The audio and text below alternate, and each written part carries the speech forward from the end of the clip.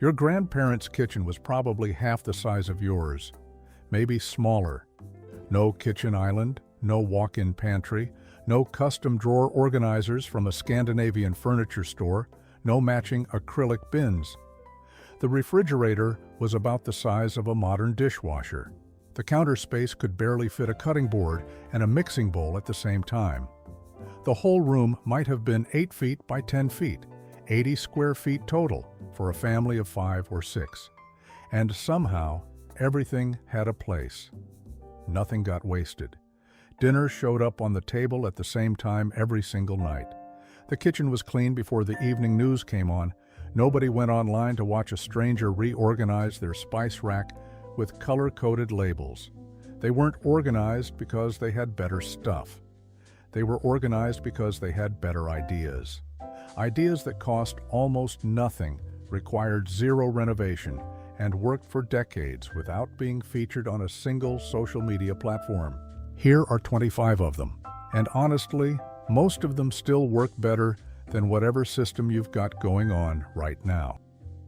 The Hoosier cabinet. This is the greatest piece of kitchen furniture ever designed, and most people under 50 have never heard of it.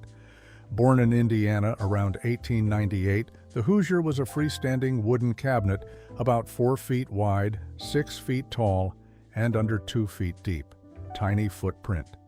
But inside, a built-in flour sifter with a hand crank so you could sift directly into a bowl without pulling anything out. A sugar bin with a sliding gate at the bottom. A rotating spice carousel with custom-fitted glass jars.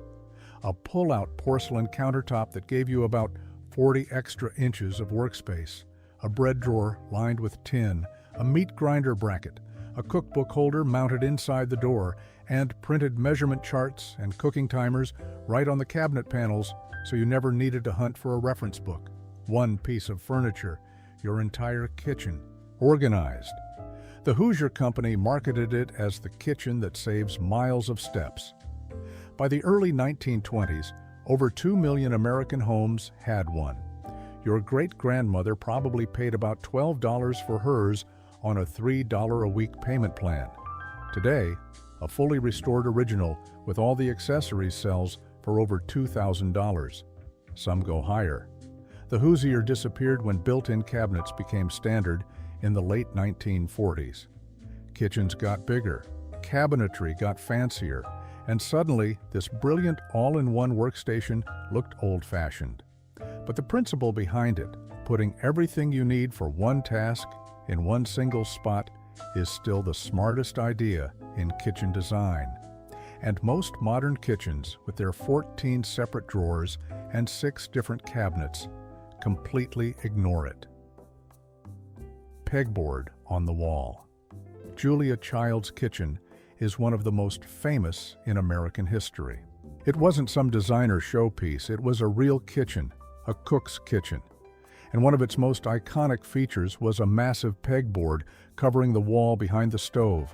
Every single pot, pan, skillet, colander, whisk, ladle, and spatula had an outline traced on the board in marker, so it went back in the exact same spot every time. You could glance at the wall and see instantly if something was missing. Pegboard costs almost nothing. A 4x8 foot sheet runs about $15. It takes up a fraction of the space a cabinet would. It's endlessly customizable. Hooks can be rearranged in seconds, and it turns dead wall space into a fully visible, fully accessible storage system. Your grandparents probably had a version of this somewhere in the house. The kitchen, the workshop, the garage. The principle is simple. If you can see it, you can find it. If you can find it, you'll use it. If you'll use it, you won't buy a second one because you forgot you had the first. The inside of every cabinet door, not wasted flat surface, storage. Your grandmother screwed small hooks in there for measuring spoons, tacked up handwritten conversion charts, mounted wire racks for spice tins, or nailed in little holders for pot lids. That door was a wall that happened to swing. She used every inch of it. Modern organizer companies now sell over-the-door racks for $15. Grandma did the same thing with 3 nails and a piece of wire. Cup hooks under the upper cabinets. This is so simple, it almost feels insulting to mention, but it works. 1 row of small hooks screwed into the bottom of a cabinet, 8 coffee mugs hanging in the air instead of sitting on a shelf. That freed up an entire shelf for plates, bowls, or glasses. 1 row of hooks, 8 mugs relocated, 1 full shelf reclaimed. Beautiful math. The magnetic knife strip. Your grandparents mounted a magnetic bar on the wall next to the stove and stuck their knives to it. No knife block hogging counter space. No knives loose in a drawer banging against each other and going dull. Everything visible, accessible, and taking up exactly 0 counter or drawer space. Some families also used magnetic strips for metal measuring spoons, small scissors, and can openers. 1 strip, multiple tools, no footprint at all. Tension rods as vertical cabinet dividers, not for curtains, for standing things upright. Grandma would wedge a spring-loaded tension rod vertically inside a lower cabinet to keep cutting boards, baking sheets, muffin tins, and serving trays on their sides instead of stacked flat. 1 rod, maybe $1. Suddenly you could pull out a single cookie sheet without first moving the 6 things piled on top of it. Same idea as a filing cabinet. You wouldn't stack your folders flat and dig through the pile every time. Why do that with bakeware? The oven as heavy cookware storage. This one comes with a mandatory warning. There are documented cases of grandmothers preheating ovens full of bread, cereal, and in one memorable story, a plastic colander that melted into modern art on the bottom rack. So, caution. But used carefully, the oven was prime storage when it wasn't cooking. Cast iron skillets, Dutch ovens, roasting pans, heavy, bulky items that hog an entire cabinet shelf by themselves. The oven had the space, the structure, and the accessibility. You just had to remember to check before preheating. Most of the time, Grandma remembered. Most of the time. Glass jars for everything, mason jars, old pickle jars, jam jars, coffee jars, spaghetti sauce jars.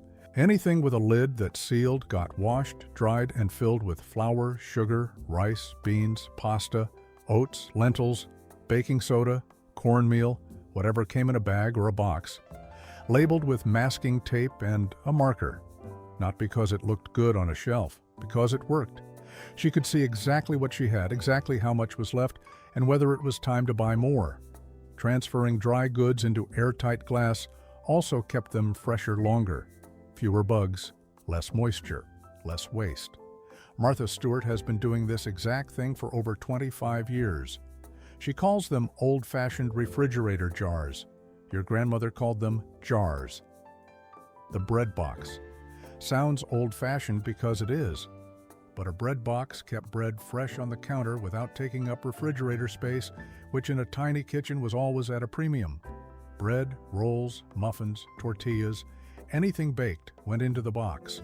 1 container, 1 purpose, 1 location. The counter stayed clear, the bread stayed soft.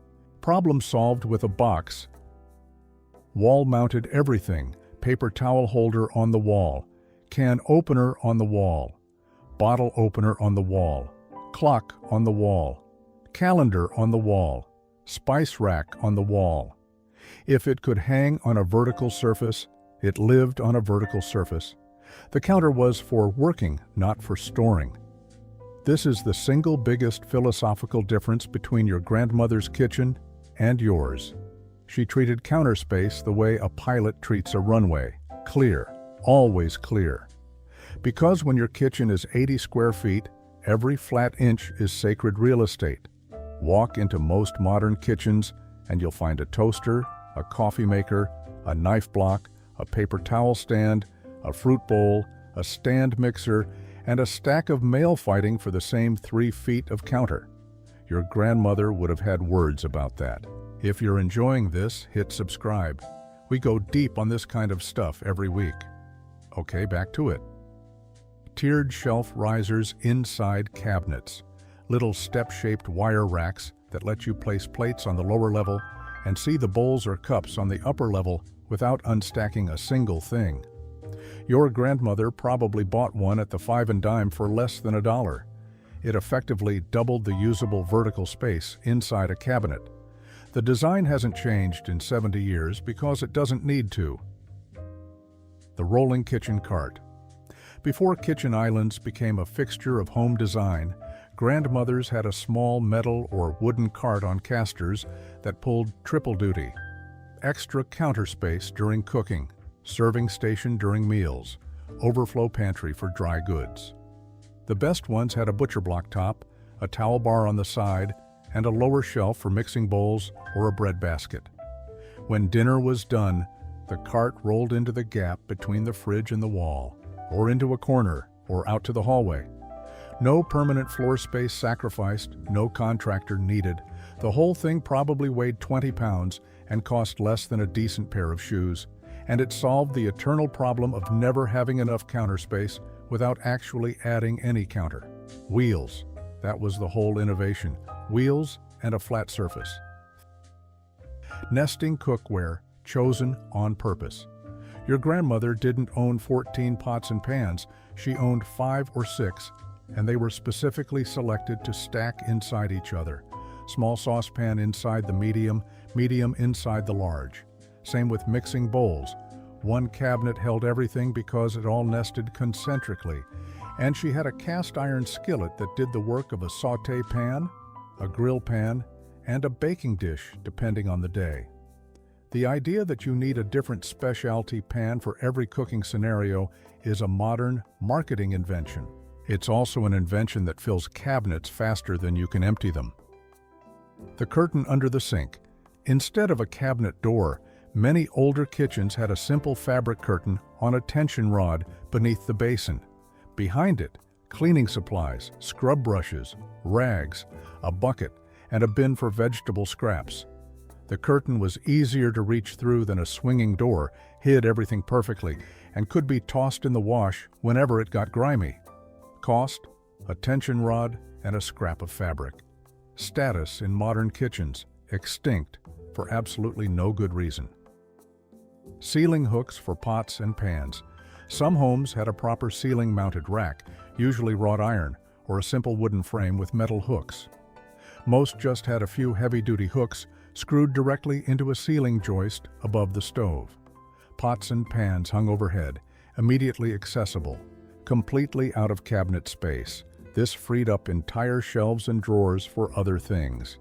The visual effect was practical, but also warm. A kitchen with cookware hanging from the ceiling felt lived in, used, real. It told you someone actually cooked in that room. Combine the ceiling hooks with the pegboard on the wall, and you've got a kitchen where all your cookware is visible, reachable, and occupies zero cabinet or counter space. That's the whole storage game right there, solved with some hooks and a sheet of perforated board. Shelf liner in every cabinet, not just decorative, functional.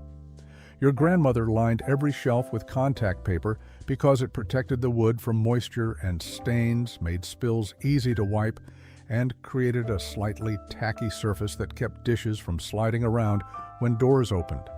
Takes 10 minutes to install. Lasts for years. One of those invisible details that silently made everything else work better. Lazy Susan in the corner cabinet. The dead space where two cabinet runs meet at a right angle is one of the worst design features in kitchen history. Things go in there and never come back. Your grandmother put a rotating turntable on that shelf. Spin, grab, spin back. One disc turned a useless black hole into a functioning pantry corner. Still the best solution for that space that's ever been invented. The organized junk drawer. Junk. Every kitchen has one, but in your grandmother's house, it had internal structure. Small recycled boxes, a muffin tin turned sideways, or a section tray inside the drawer to separate batteries from rubber bands, from scissors, from twist ties, from birthday candles. It was chaos, but organized chaos. And there's a big difference between those two things. Repurposed furniture from other rooms. A narrow bookshelf becomes a spice rack. A small dresser from a second-hand store becomes drawer storage for dish towels and utensils. An old end table holds the toaster oven. Your grandparents didn't treat the kitchen as a sealed environment requiring purpose-built kitchen furniture. If it fit through the door and had a flat surface or a drawer, it belonged. No design rules, just pragmatism. Hanging produce baskets, wire or wicker baskets suspended from the ceiling, or a wall hook in 2 or 3 tiers, holding fruits and vegetables that didn't need refrigeration. Onions, garlic, potatoes, bananas, tomatoes, avocados. Off the counter, out of the way, in open air, where they actually lasted longer than they would crammed in a plastic bag in the crisper drawer. 3 tiers of hanging baskets held a week's worth of produce in about 1 square foot of ceiling space. That's storage using 0 floor, 0 counter, and 0 cabinet space. The baskets themselves were often handmade or picked up for pennies at a market, and they looked good too. A tier of fruit hanging near the window gave the kitchen color and warmth. Functional decor before anyone called it that. The pull-out cutting board. A lot of kitchens from the 20s through the 60s had a thin wooden board built directly into the cabinetry that slid out like a drawer. Pull it out to chop. Push it back when done.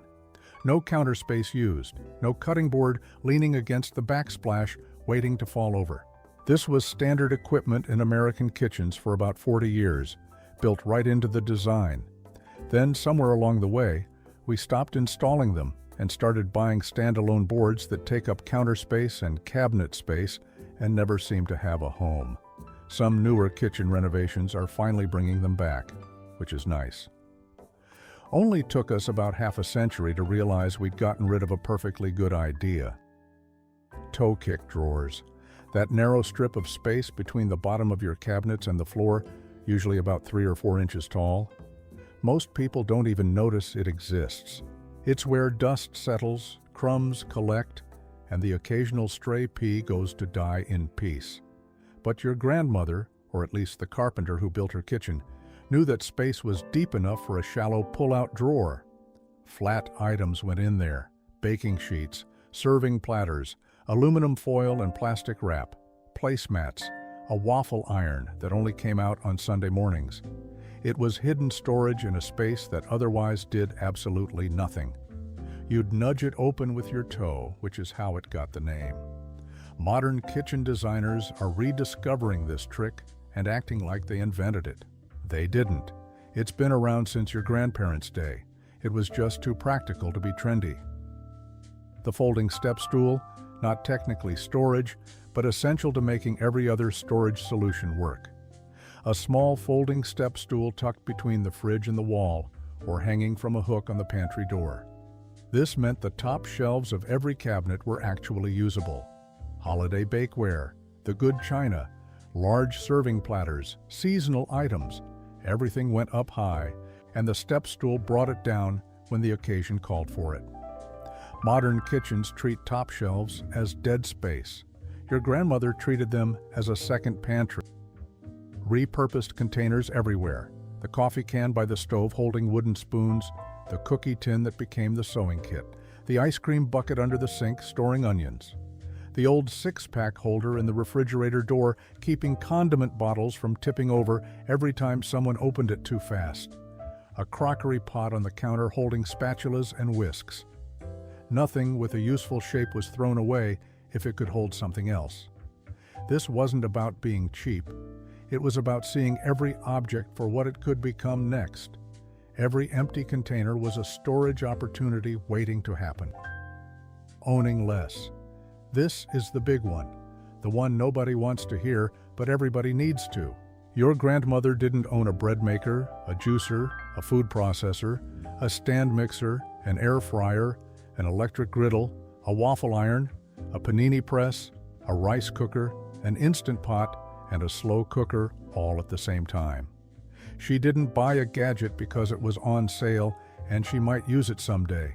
She owned a good knife, maybe 2, a few solid pots that she took care of, a cast iron skillet she probably inherited from her mother and would pass to a daughter, a couple of wooden spoons, a rolling pin, maybe a hand mixer. And with that kit, she cooked 3 meals a day from scratch, every single day, in 80 square feet. The biggest kitchen storage hack in history isn't a clever shelf or a spinning turntable or a magnetic strip. It's owning fewer things, having less means, needing less space. Your grandmother understood this because she came from a generation that only bought what they needed and used what they bought. We buy storage solutions for the stuff we bought but don't use. She just didn't buy the stuff. Here's what ties all 25 of these together. None of them are expensive. None of them require a contractor. None of them need to match anything. They're all based on the same philosophy. Look at the space you actually have. Look at the things you actually use and find a way to make them fit without wasting an inch. The average American kitchen in the 1950s was about 80 square feet. Today it's closer to 160. Double the space. And somehow we feel like we have less room. More cabinets, more drawers, more counter, and yet more clutter than ever. That's not a square footage problem. That's a stuff problem. Your grandmother had half the room, a fraction of the gadgets, and none of the frustration. There's something worth sitting with in that. The most organized kitchen most of us have ever been in wasn't in a magazine spread or a YouTube thumbnail. It was in a small house with linoleum floors and cabinets that had been painted over 3 times. It smelled like coffee in the morning and something baking in the afternoon. And everything was in its spot, not because someone organized a pantry over the weekend with coordinated bins, because a woman who had cooked 3 meals a day in that room for 30 years had figured out exactly where every single item worked best. And nothing moved, unless there was a reason. The Hoosier company had it right. The kitchen that saves miles of steps, not the kitchen that looks stunning, not the kitchen that impresses your neighbors, the kitchen that works. Every idea on this list follows that same principle. Function first, every inch earning its keep. Everything else is just decoration. And there you have it, 25 ways your grandparents organized a tiny kitchen without spending a fortune, without watching a single organization video, and without buying a single matching container. If your grandmother had a trick I missed, and I guarantee she did, drop it in the comments. I want to hear it. And if you made it this far, subscribe. We've got more of these coming.